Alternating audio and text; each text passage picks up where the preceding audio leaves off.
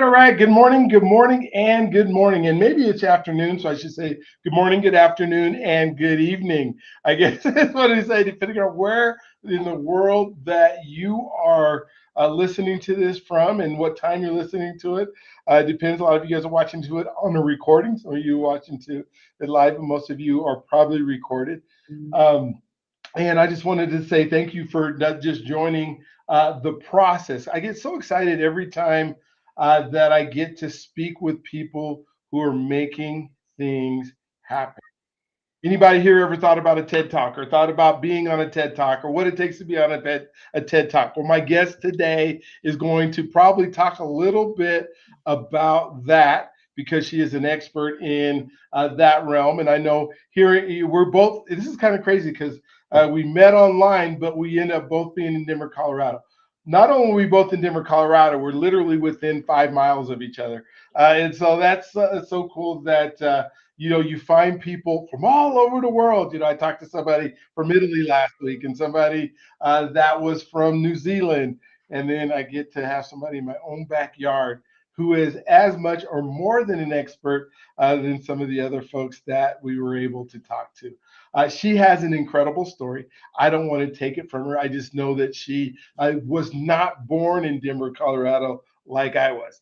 And so, I can say I'm this world traveler, right? Well, I spent, 18 years of my life here. I was born in Denver General and then went to high school here. Then I went out to California for 25 years and I kind of raised my family. And then I came back to Colorado in 2009. I've been here another 15 years. So not a lot of exciting places that I've lived. But Marta has a whole bunch. And so, today is one of those days where you're probably going to want to take some notes. You got a few minutes to do it because she's going to tell her story first. But then when we jump into the meat of it, you're going to want to take some notes. One of the things, Marta, I don't know, like this shows my intelligence a little bit because it isn't at that high level of mints or anything like that because I used to watch podcasts. I would go to podcasts and I would watch it and I get my notebook out and I'm sitting there writing down and I'm writing feverishly as I'm watching this podcast. And then I realized that, I don't have to write so fast that to the point I can't read because all I have to do is hit the pause button and then I can write down whatever just came into my mind and then I can hit go again. But no, I'm going to watch the whole thing and I can't read my notes. And then even sometimes I can remember rewatching it just to make sure I got everything and I could have just paused. So that shows you that I'm just telling you that because if anybody is where I'm at, which you're probably not, go ahead. If you're watching this as a recording, go ahead and pause when we get to the note taking part. But Marta, thank you for being on. Thank you for taking your time out of your day today on this beautiful day where we could be outside and then talking to the folks that are here about all the wonderful things you do. So it's time for your story. The floor is yours. Tell us all about start at your mama's womb to now or wherever you want, and then we'll go from there. Thanks for being on. Thank you so much for having me and the awesome intro. You're so funny. I always love connecting and hearing your stories too. So yeah, like you mentioned, I'm not from here. And it's funny because I tell my kids this sometimes as a cop out when they ask me questions. I'm like, I'm not from here. Ask your dad. Love it. I love it. It's my card. It's my secret card. I'm from Brazil, originally born and raised. From a young age, very obsessed with English and the American culture. Obviously, influences movies, music. I was born in São Paulo, so the capital city of São Paulo, because it's the same name, São Paulo State, São Paulo City. And middle class, my dad's an engineer. Eventually he opened his own business and he built something pretty extraordinary that he actually sold once he retired. Now he just manages property, but he's an entrepreneur at heart, always got something happening, something going on, multiple streams of income, which probably got some insight from him. And my mom is a pastor. So from a young age, I was very much involved in church and following in her footsteps. She pretty much created the entire thing and raised the entire thing herself because my dad was not involved. He was, his own analytical self over there building his own business, and she was building her business too. And a lot of my desire to understand English, to learn English, to speak English was in part fostered by being involved in church. Because when I was, I want to say around 10 or so, she started attending conferences in Brazil that had American ministers. And eventually she started attending these conferences in America. And eventually, as she grew her ministry, she started hosting those ministers. So I was very involved, even though I was young, because I could speak it, I could understand it. And for people that knew nothing, I was kind of helping, translating, interpreting, doing all the things. So by the time high school rolled around and everyone was trying to figure out what they were going to do with their lives, for me, it was pretty clear. I wanted to do something with English. And in Brazil, you don't send out like an application packet to a bunch of different universities. You actually have to take an exam, and that's how you're in or out. You don't have to prove anything else other than pass that test. And I didn't apply to any other universities except for the one that had the major that I was wanting to do, which was translation, because that was my life. Like starting at 14, it was already known that I was the one that spoke English really well, the walking dictionary, and I prided myself in that because I loved it. It was fun to be that person, and to be seen as that person. And then with the whole church environment, that really became my profession even before I started going to college, because since I was an in-house person, my mom just recruited me to be the interpreter. So she would have these large conferences of up to 1,000 people twice a year. There were some years where she did it 3 times. And I was the official interpreter. So by then I was like 18 and I was on stage with this like 50, 60-year-old ministers. And I was the voice. So eventually she got this on TV. There are videos of these sermons all over YouTube, and it's the little old me. I wasn't even 20, and I had this huge responsibility, which was a lot of fun, because I got a little bit of a taste of being on stage, even though it wasn't my message. But I really loved the fast pace. I've always been more of like a spoken word type person, hence the work that I do right now. Because I like the spontaneity of it. Like what comes to mind, I have to say it, sometimes clarify. But it was more interesting to me to be in front of people than to be revising documents and doing the written translation. Like that was always my go-to. But then fast forward, I met my husband at one of those church conferences in Tulsa, Oklahoma, of all places. Dated long distance for 5 years. And then it was determined that we were either going to do something about it and be in the same country, or we're going to have to, let it be. So I moved to America. We got married. I moved to America, and he was living in Denver at the time. So that's where we've settled. And I was 23 years old. So I left my parents' home to come to America. That's all I had ever known. Like I had graduated college and worked for a year, and then I got married. So my adult life was not fully developed when I got married. So it was rude awakening to come to America. I have an older sister, so I had never really been around boys. And all of a sudden I'm living with a man, and he has all these friends and no girlfriends or no wives, so I was the only one. And I spent a lot of time just reading, walking my dog. It was kind of like a boring life, but it was fun because it was new, learning how to cook for myself and doing the laundry, all that good stuff. At the same time, I did my master's at CU Denver for applied linguistics. So it's still in the track of languages. Okay. Eventually, we were like, once I graduated, my parents were like, why don't you try living in Brazil? Like you've had your taste of freedom. Come down here with your husband. Because at first they didn't think it was going to work out. So that was the compromise. It was like, go get a degree. We'll help you in getting your master's because you're probably not going to stay married. You barely know this person. But we stayed together. So then the proposition changed. Come live down here. Your husband can work with me. My dad said, I can even open an English school for you. Like I'll help you with all of the things. And I was like, sure. So I worked actually at a company for a while in Brazil. But then that's when I was like, I want to start, a family. Now that I've been married for 3 years, I'm living close to my parents, it's time. And big surprise, after about 18 months of trying, I got pregnant with triplets. And that was not in the, that was not in my bingo card, as they say. Anybody, I don't think anybody just plans triplets. It's impossible, right? Or even dreams of it. Oh my gosh, it's so cool. Yeah, and that's what really turned everything upside down in so many ways. I believe, I was doing a podcast interview the other day that was focused on motherhood, and somebody asked me, I forgot what the question was, but it was like, well, what did it represent for you? Like, what did it do to you? And I really feel like my kids brought out the identity that I now have Hmm. is what they helped me with, because that is when I kind of drew the line on the sand of I am no longer speaking somebody else's message. I have something that I want to say. I didn't really know what it was. But, the triplets were part of it. Like, that's the story. That's who I am. And after having them, we actually moved back to America. And that's when I started the business that I have now, many iterations.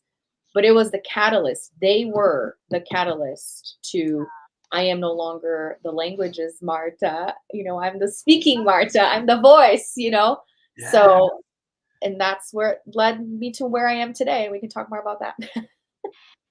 Oh yeah, no, we get to. So that it's so cool. So you're back and forth. I noticed that there's not a huge accent that you have.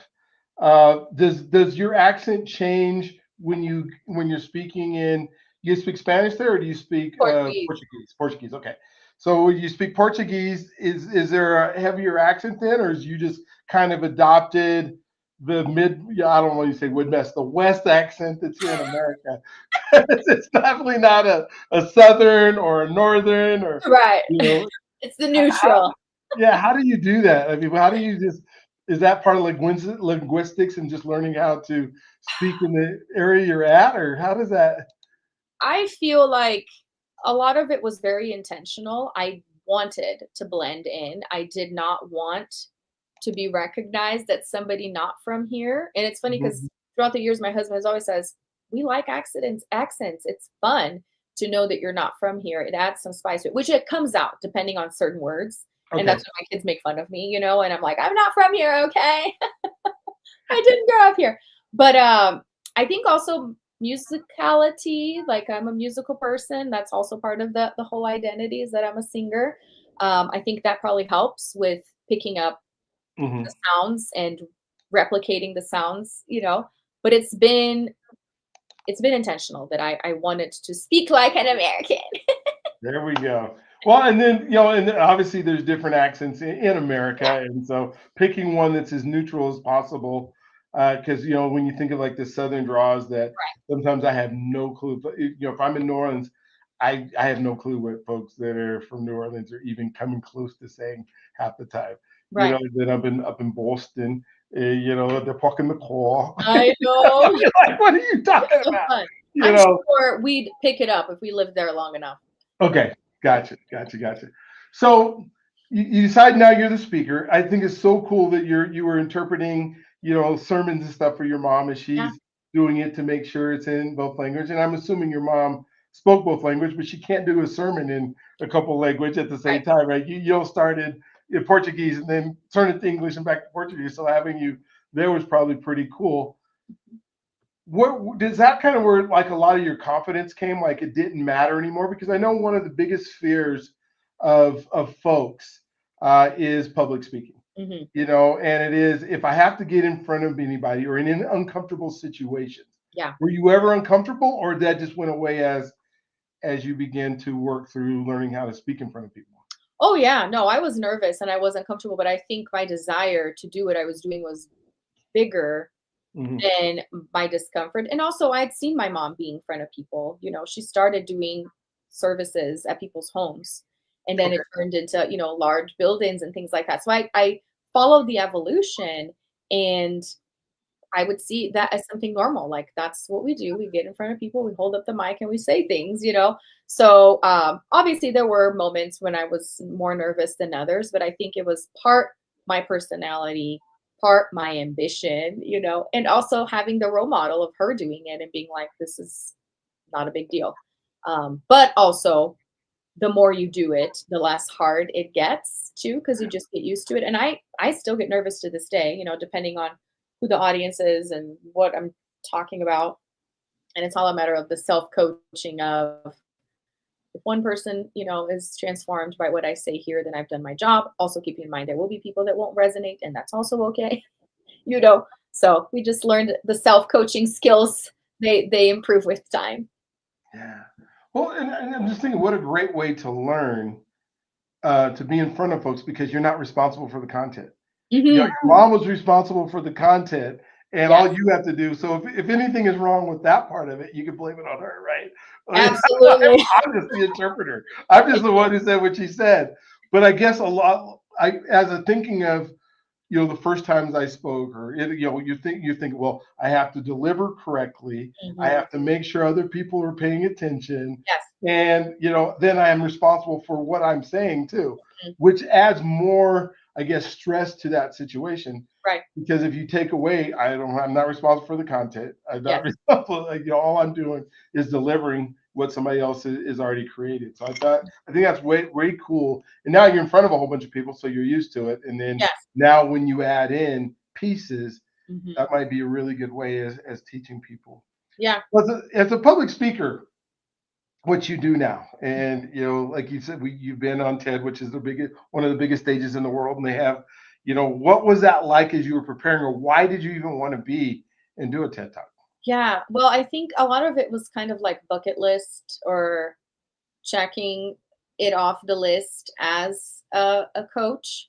Hmm. You get into this world and you start seeing, oh, people have books. Oh, people do this. Oh, this is another kind of like milestone, um, a different goal, something to aspire to build thought leadership and to build authority. So that was something that I thought would be cool to do. I actually have an interesting TEDx journey, and it's part of what I help people with right now because I applied to several different ones. But my kids were really, really tiny when I started doing this, which was in 2018. So they were just 2 years old, and three of them. So I heard back from an event. I remember I had applied for a local one, Grand Junction, because that's what I did. I was like, well, let's apply to local ones because then it's going to be local. It's not going to be as hard travel wise, etc. And I heard back from the Grand Junction TEDx, and they wanted me to audition in person. So it wasn't even you are selected. They wanted me to drive 3 hours to Hmm. audition. And at the time I had to decline, which was heart-wrenching, but again, it was just where I was at in my life. But it was a good lesson. And I think that's the lesson that God keeps wanting me to learn. Uh, Like, that's a great idea, Marta, but not right now. We'll hmm. table this. And when it happens, it's going to be even better than you imagined. But it sucks when you want it right then and there, right? I think that that's part of my lessons. But anyways, I digress. So I was like, all right, well, I'll look into this later. Built my business, was at a point where I was like, I'm going to publish my book. Um, had a better sense of where I was in terms of who I served, and, got income coming in and stuff. And then I saw an email because I had subscribed to lots of different newsletters from different events saying, we're having a TEDx event and we need volunteers. So I was like, oh, wow. So it kind of popped up back in my life. I had never minded it. And it was like, I can do that. I can volunteer. And it so happened to be like on a Thursday during school hours. So it was perfect. I was like, I will go. I'd never been to one in person. And that's Okay. the thing. Many people want to be on TEDx. They've never even attended an event. They just watch videos on YouTube. So Okay. that's part of the lesson there. Okay. I was like, okay, I can do that, because part of their call was, and as a volunteer, we will do a training with you uh, Okay. to help you improve your application if that's something you want to do. I was like, that's a fair trade-off. I will totally, Win. you Yeah. know. So I went, I got to meet the curators, got to meet the speakers, got to step on stage because they take pictures of the volunteer team on the stage. So it's kind of like, visualizing myself there. And then I did the training with them on Zoom. And then they said, if you're really, really serious about this, we are offering a one-on-one Zoom call where you can run your idea past us, through us, and see before you apply. And I was like, that's a no-brainer to me. And it's so interesting because there were people in that same container that were like, I would never meet with them one-on-one. That's so intimidating. Oh, Where really? I was at, in Yeah. my mind, it's that I'm ready. What's the next step? I'm doing it. Mhm.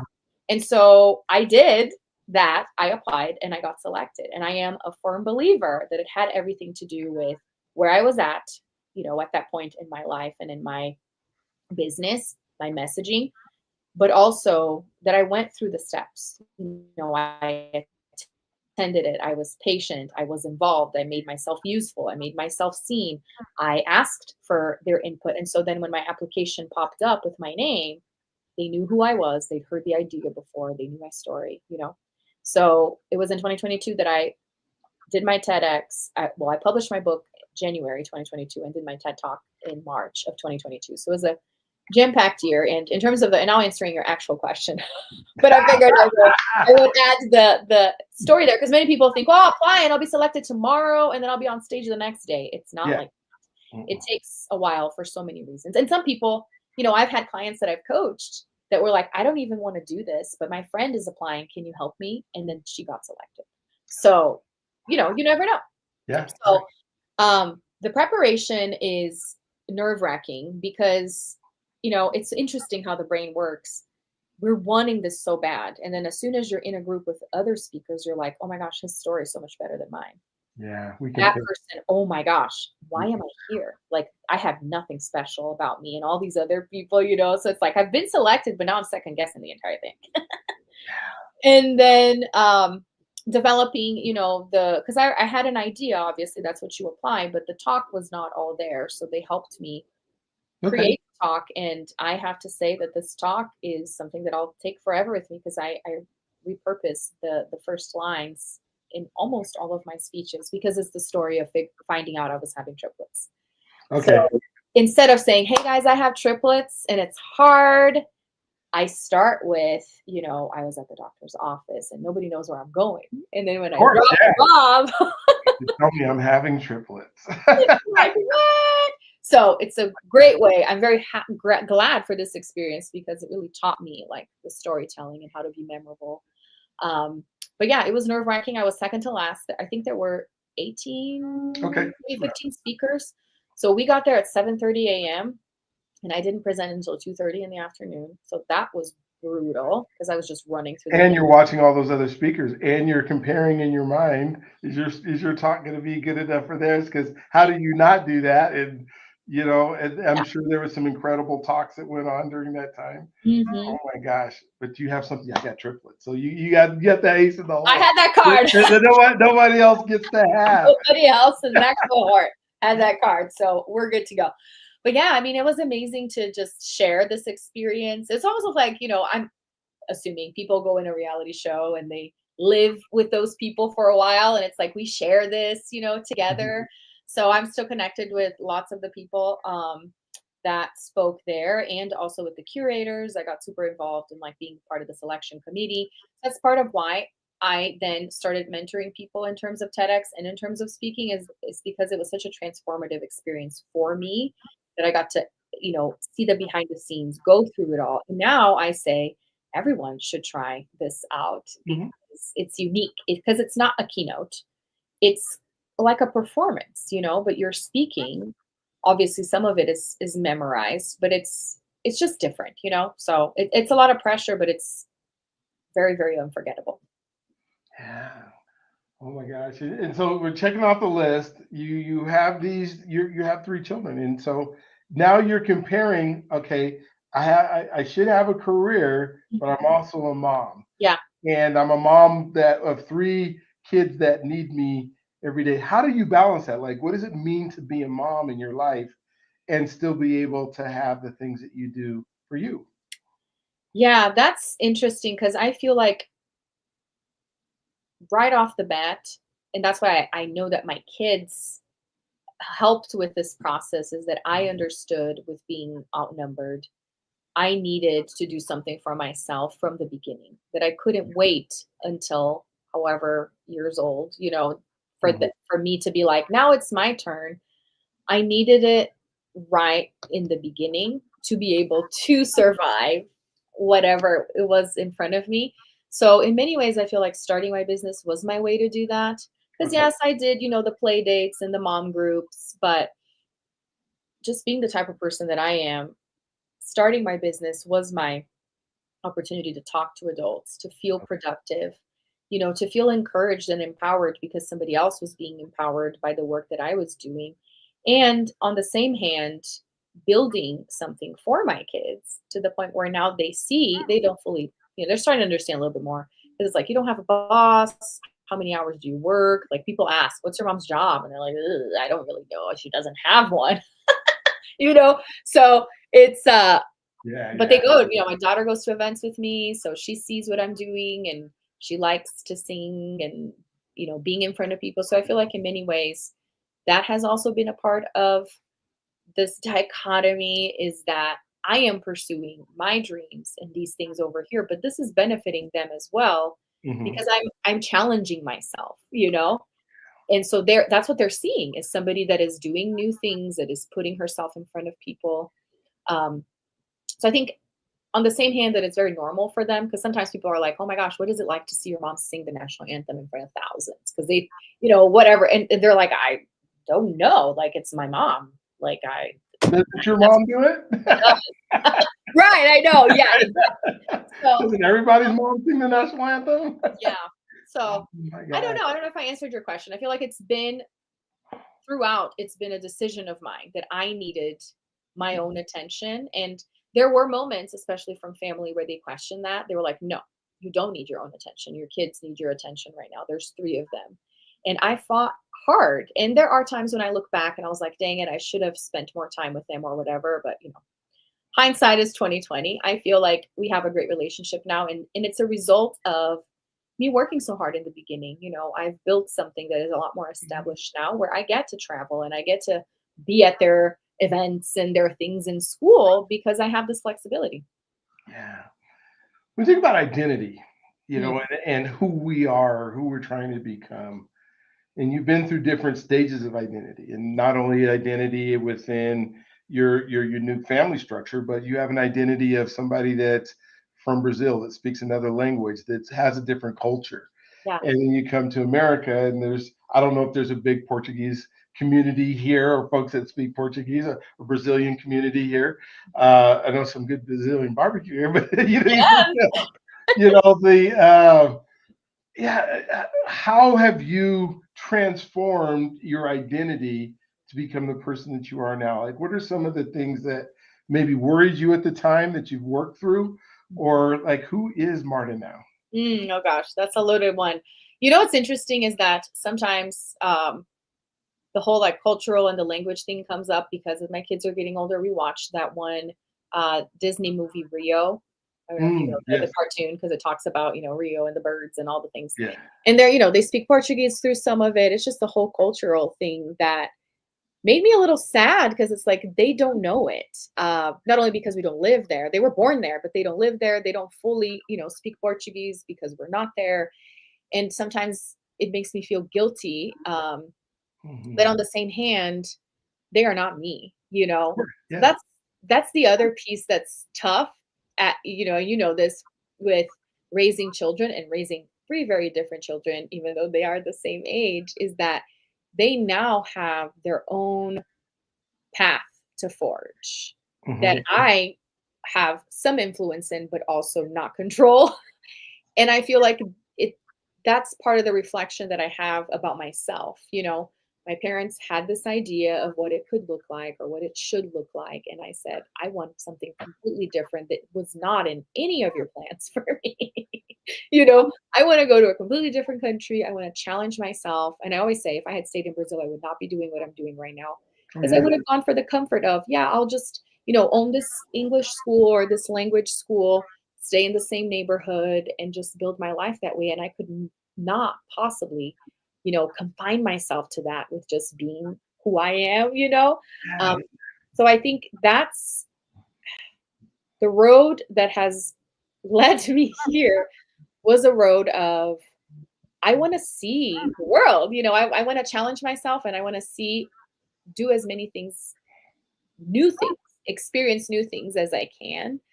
And that has been the mishmash of Marta is if I want to sing, I will sing. If I want to write a book, I will write a book.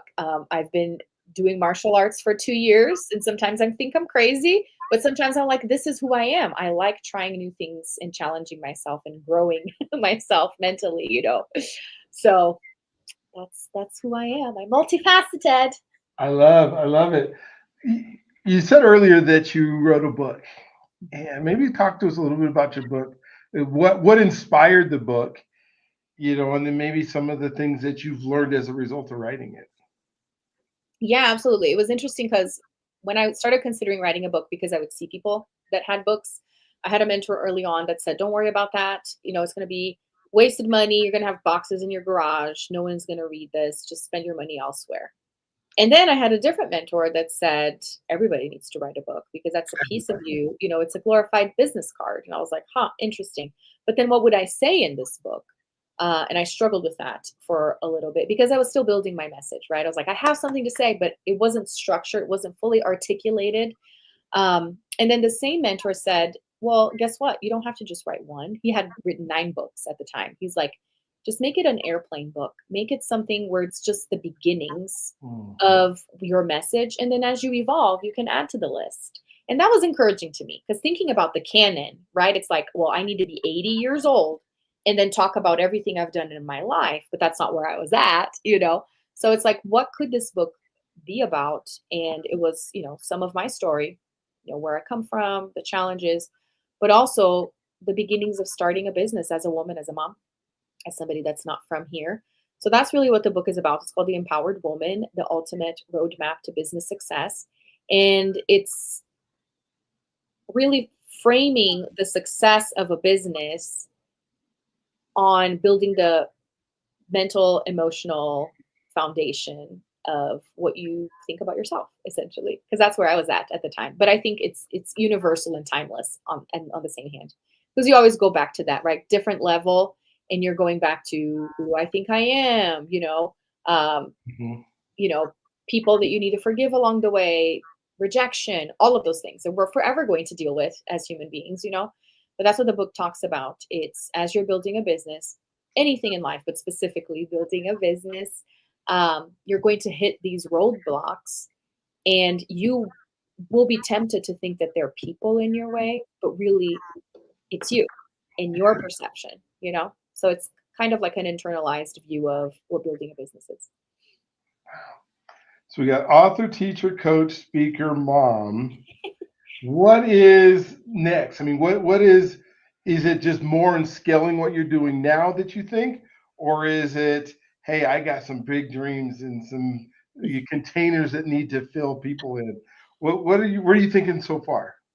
So I've built a really awesome program, speaking program that I'm very proud of called Story to Stage.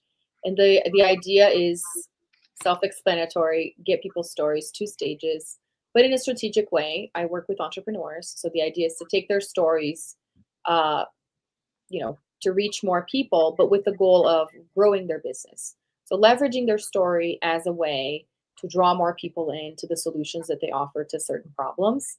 Um, and I want to help more people that way, with the framework that I've created of creating a talk, building your speaking business, but having a solid foundation for your actual business so that the speaking business has something to fall on.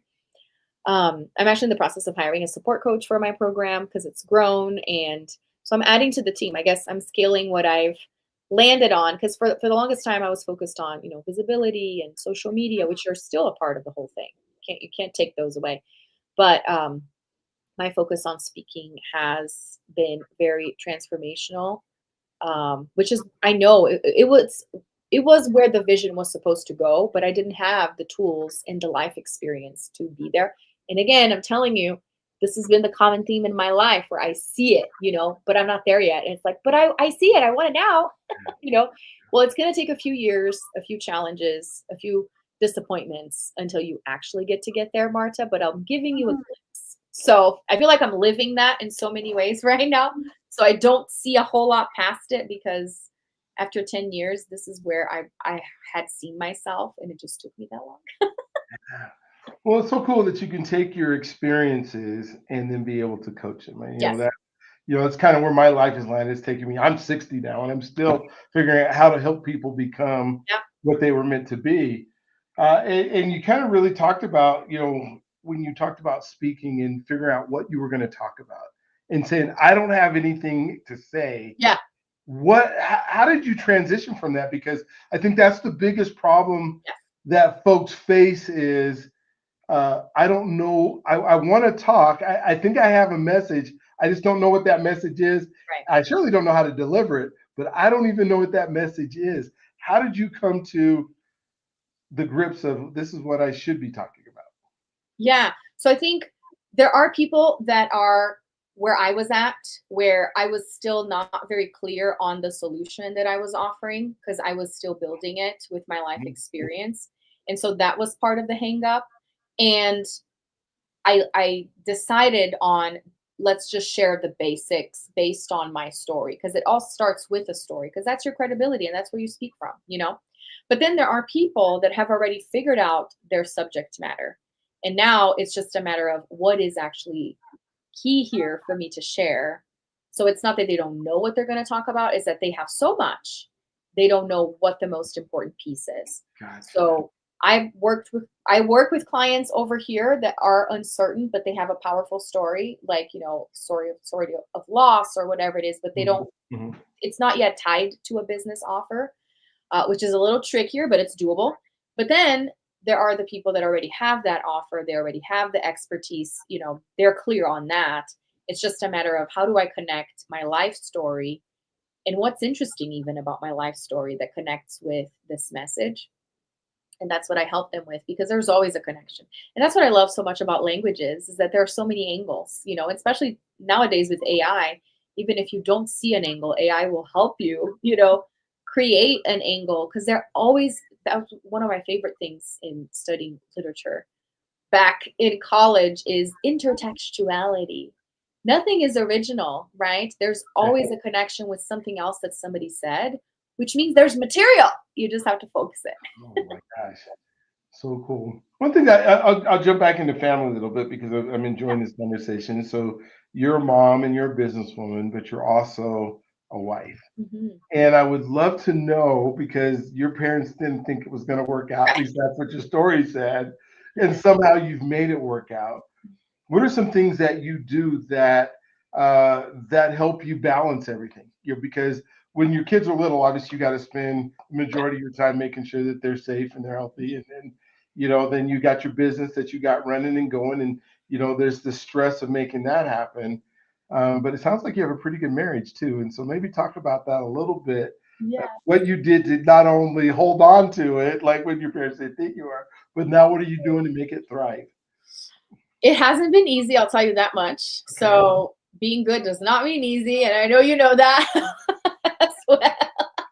But I think what's helped is we're so different. We're Okay. so different. We help each other out, you know, with our strengths and weaknesses. So I am like La La Land is what he calls it. You're living in La La Land, and he is the practical, grounded person, which Okay. that's a great match because I'm the one with the ideas, the bold ideas, the risks. You know, like what's over here? Let's go explore. And he's the one, but you know, let's make sure we have everything prepared. You know, and I'm like, prepared for what? We'll figure it out on the way. Build the plane as it's flying. Exactly. So I think that has been one point was from the beginnings of the relationship obviously is we hit it off in that sense that we were so different, which is challenging obviously, but it also is helpful. And being aware of that though, you know, to being like, am I really being so out of touch here? Or is he being overcautious? Right. And I can push this. He also calls me the habitual line stepper. Okay. So, or am I pushing the limits a little bit too much? So I feel like it's been a process of compromising as well, where it needs to be compromised, but also pushing, you know, each other in when it needs to be pushed. I My husband has not been the biggest cheerleader in the literal sense of the word because sometimes I meet couples where you know the husband's going everywhere and he's taking pictures and he's attending all of the events and all of the things. That's not my husband. However, he says my form of support is not going against it. which there have been moments where he has gone against it, and that has been the sticky point. So I have learned to appreciate his support in the form that he's willing to give it to me instead of dictating how I want him to act. Okay. And vice versa as well.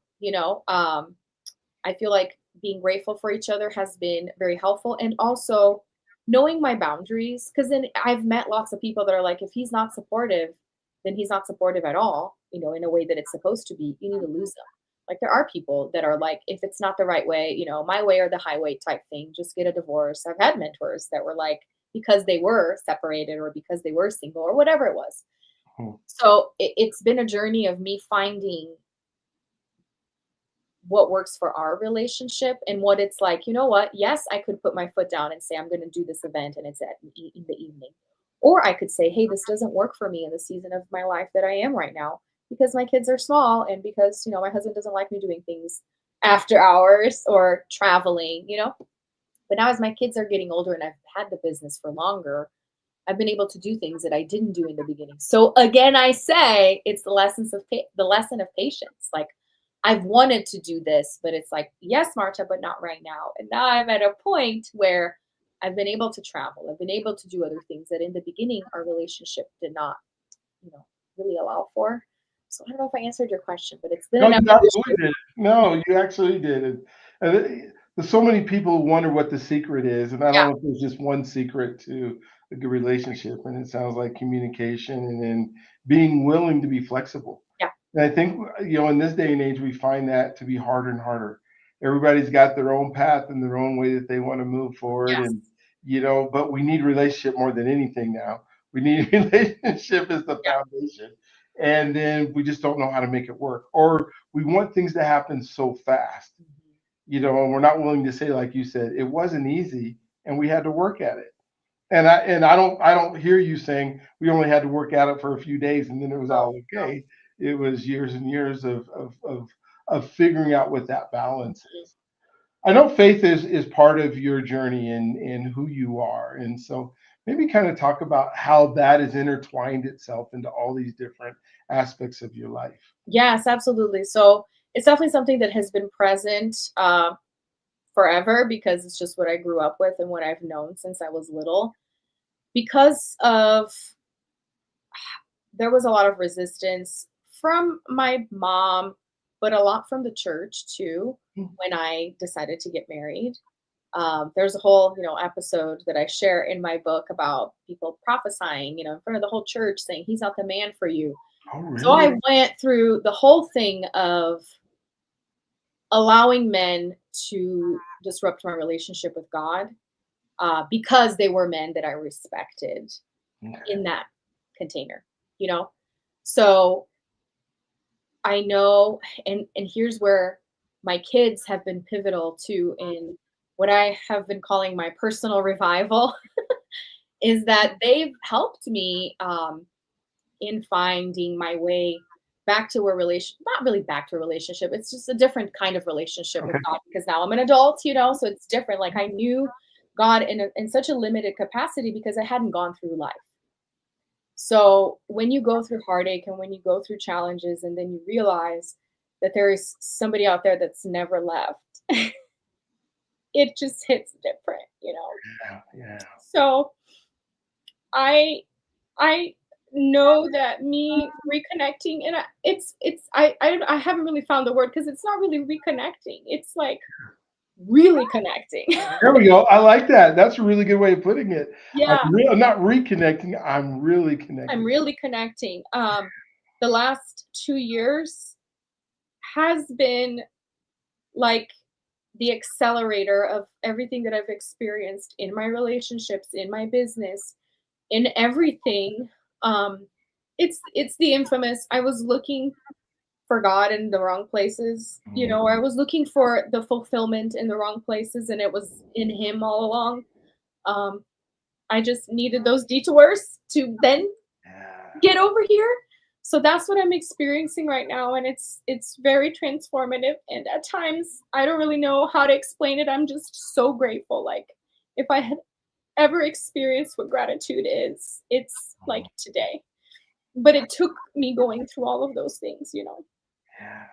Amazing how he walks us through times in our life so that we can learn lessons. Right. And it's so neat. And thank you for being so vulnerable today. And Yes.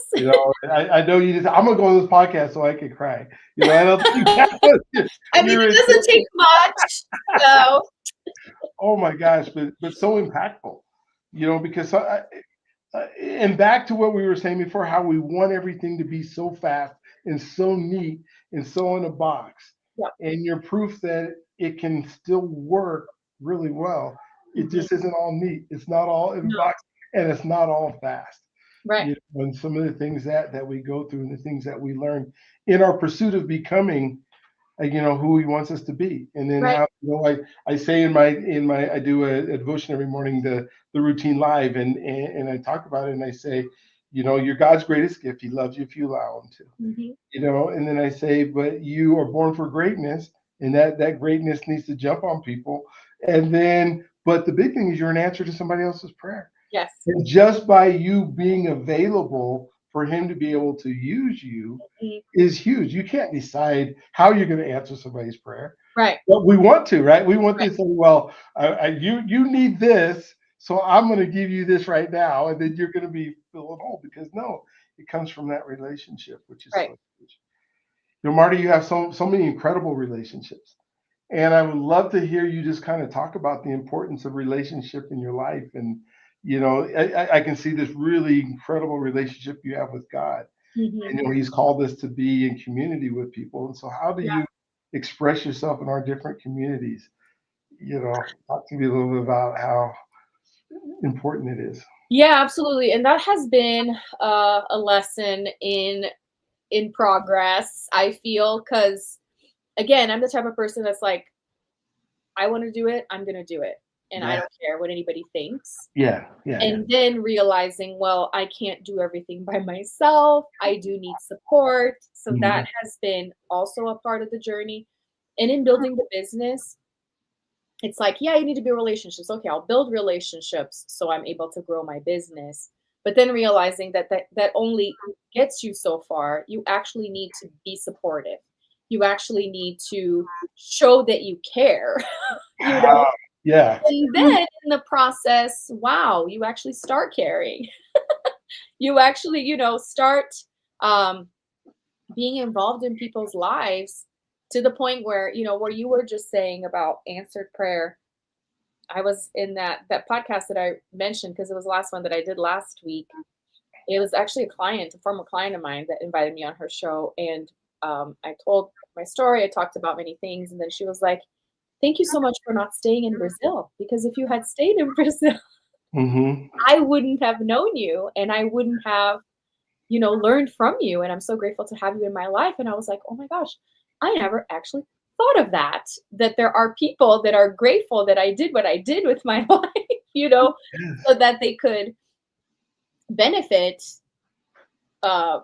with the things that I have to offer. So I think it's understanding that I need other people, that they have things for me, the Easter eggs or whatever that are being dropped in my life. And sometimes I miss out because I'm not willing to go the extra mile for someone, or to give them the benefit of the doubt and allow them in. And a lot of it too has been the hurt that I experienced because of that prophecy was, this is it. I am not allowing anybody else to dictate anything. And I'm not going to get close to anyone, because what if, And my evolution of my relationship with God has been, isn't knowing him more worth the risk, Yeah. Oh, so cool. Yeah. So that's been it. It's like, again, when you were talking to me about, weren't you nervous about being in front of people? It's like my desire to be in front of people was bigger than being nervous. So that's why I did it. And now that's been it, with like allowing people in and doing different things in my life. It's been, yeah, there are risks. There are things, that I'm probably going to be disappointed. I'm probably, there's a chance that they're not going to be there for me. There's a chance that they're going to hurt me, but isn't it worth it to go through that to get what's on the other side, whatever that may be. So So good. And one of the keys that you just brought up that I think we neglect a lot is we say relationship, relationship, relationship. mhm, And to a lot of people, it means, oh, I just have to talk to somebody. right. But they show up thinking like, what can that person do for me? Mhm. So I have to be nice to them so that they Yeah. can do what I need them to do, instead of showing up and saying, how can I serve you today? Mhm. How can I listen to what you have to say? How can I use my 2 years and just Yeah. shut up for a minute? And then that's where you begin to care. Mhm. You begin to care about their life and the things that they do and the things that they're, because now you're part of it, instead of utilizing it for a way to get ahead or to way to move forward. Somebody told me I had to be in a relationship, so I guess I got to call this guy. Yeah. Well, no, you call the guy because you want to make these meaningful connections Right. that will change your life forever. So thank you for sharing that, because that's such a big part of what it means to be in relationship. And especially with God, same thing. You're not saying, hey God, I want to be in relationship with you so you can make my life better. Sometimes that is how it starts, right? Well, and I get that. It probably needs to start that way. Yeah. But then if you realize, wait a minute, no, I have to be in commune. I have to listen. And I Mhm. think that's the hardest part about relationship, especially if it's one where you're trying to get something from it, Right. is Yeah. that part where you're listening. Oh Yeah. my gosh, what man, this has been a great podcast. I think I'm glad you were born, and I'm Oh, glad that you live in Denver. This is right. so cool. So we got probably about 7 or 8 minutes left, and I asked all the questions. I was so selfish because I got out of you all the things that I wanted to get out of. Mhm. But what do you want to make sure that you tell the folks that are listening today, and then that we didn't get to cover? I think, there are different things that I add at the end of different podcast interviews, but I feel like I will reiterate what I already Okay. kind of said, because a lot of the things that you just mentioned about relationships is a matter of maturity. Yeah. And again, this has been the story of my life. Like, sometimes we just want to mature faster. We want to be the version that we see, our potential, and that's exciting, but you can't really skip steps, because if you do, it's not going to be the same. You're going to have to go back and you're going to have to redo it. What is it that they say? If you want it done well, you got to do it yourself. Or Mm. there is some kind of saying where it's like, if you skip, you're going to have to go back and you're going to have to redo it. And it's going to take you even longer You longer the second. Yes, it the will. second time if you don't do it right the first time, right? I think that's what I meant to say. So I am the person, I have been the person that's like, just skip through it. It's fine. I just want to taste it over there. But it's just not the same. So take your time, learn the lessons, and just know that that's more material More for material. afterwards. Yes. Oh my So gosh. you'll be grateful. Oh my gosh. Yes. And you think of, yeah, I mean, learning things and going through the steps, and you enjoy the journey while Yeah. you're going through it. And I think that's, so we're so focused on the future sometimes, Mhm. or we're so stuck in the past. Mm, And everything is related to, oh, this is how I used to do it, or this right. is what I did. And they don't get time to say, where am I at right now? Mhm. And then who do I need in my life? And maybe just a few minutes on the relationships or the people. Like, did you search out mentors? How did you find the people that could help you get to where you're at, or did you Yeah. just do it all by yourself? No, I mean, I was very resistant. I was one of those people, it's like, I'm gonna sign up for all the free things, I can do this, or or I would hire mentors. They would tell me, not to do things, but they would give me suggestions and call me out, and I'd be like, you don't know what you're talking about. Like, they clearly had experience. And it's like, if you think about somebody extremely stubborn, You? it's me. But that's also why I've stuck with it. So I guess, there are benefits to that. But it took me a while. I mean, it took me a while to hire mentors, but it also took me a while to actually listen to my mentors. So that's the other thing, because sometimes we hire people because that's what we're told we need to do. Again, have relationships or hire a mentor. I hire the mentor I'm I paying. did it. I did it. I Yeah. did it, but are you listening? Are you implementing? Are you actually, being vulnerable? Because sometimes my mentor would be asking, yeah, but how much are you charging? How much are you making? I wouldn't be honest because I didn't want to admit defeat. How is somebody going to help you if you're not telling them exactly what you're going through? You Yeah. know? So it took me a while to get to the point because it was always, the nagging voice of I need to be farther ahead.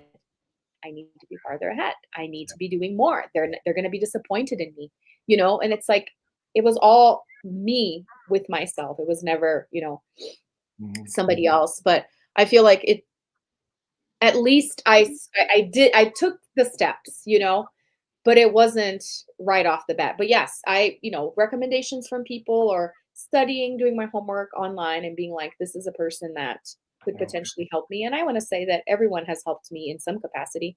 Some have taught me things that I don't want to do, or to see the things that I would never Yeah. Yeah. actually implement, but I had to go there.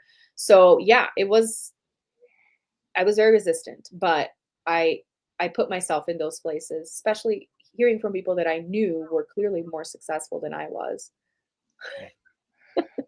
How do folks get a hold of you? How do they get, they want to learn from you. They go, I'm her. I I don't want to be her old. I want to be her now. Yeah. How do they get a hold of you and learn from you and figure out how to get on stages and all that wonderful stuff? Yeah. So Marta Spirk, anywhere, very unique last name. So I'm the only Marta Spirk out there. Got to thank my husband for that one.